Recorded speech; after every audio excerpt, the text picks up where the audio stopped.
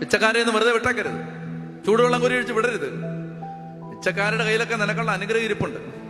വഴിയെ നടക്കുന്ന ആരും ഇല്ലാത്തവര് ഇങ്ങനെ വണ്ടി ഓടിച്ച് ഇങ്ങനെ നല്ല വണ്ടിയിൽ ഇങ്ങനെ ശീതീകരിച്ച വണ്ടിയിലിരുന്ന് നല്ലതായിട്ട് ഇങ്ങനെ പോകുമ്പോ വഴിയിലൊക്കെ ഒരു കൊച്ചിങ്ങനെ വയറൊക്കെ കുന്തിയിരിക്കുമ്പോ വണ്ടി അവിടെ നിർത്തണം, നിർത്തിയിട്ട് ഇറങ്ങി ചെല്ലണം. മക്കളെ വല്ലതും കഴിച്ചോ ചോദിക്കണം, അച്ഛൻ അരി വാങ്ങിച്ചോ, അല്ല ചേച്ചി ചേട്ടൻ അരി വാങ്ങിച്ച് തരട്ടെ ചോദിക്കണം, എന്നിട്ട് വാങ്ങിച്ചു കൊടുക്കണം, എന്നിട്ട് അവർക്ക് വേണ്ടതെല്ലാം കൊടുത്തിട്ട് പോകണം. മനസ്സലിവ് വേണം. എവിടെ പാവപ്പെട്ടവരെ കണ്ടാലും ഉള്ളിൽ ഒരു വേദന, കരച്ചിൽ വരണം.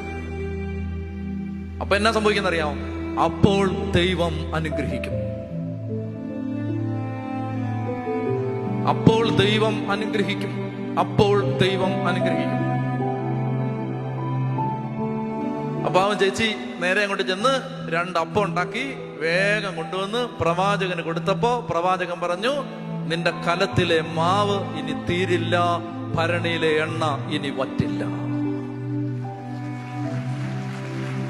കൊടുക്കുന്നവന്റെ ഭാണ്ഡം എന്നും നിറഞ്ഞു തന്നെ കിടക്കും. കൊടുക്കുന്നവന്റെ ബാങ്ക് അക്കൗണ്ടിൽ എന്നും കൊടുക്കാനുണ്ടാവും. എന്നും അച്ചട്ടാണ്, ഒരു വ്യത്യാസമില്ല. കൊടുക്കുന്നവന്റെ അക്കൗണ്ടിൽ എന്നും ഉണ്ടാവും. സീറോ എന്ന് പറയുന്ന ഒരു സീറോ ബാലൻസ് എന്ന് പറയുന്ന ഒരു സംഭവമില്ല, എന്നും ഉണ്ടാവും. 10,000 എടുത്ത് കൊടുത്താൽ 10,000 എവിടുന്നോ ഒഴുകി ഇങ്ങനെ വരും.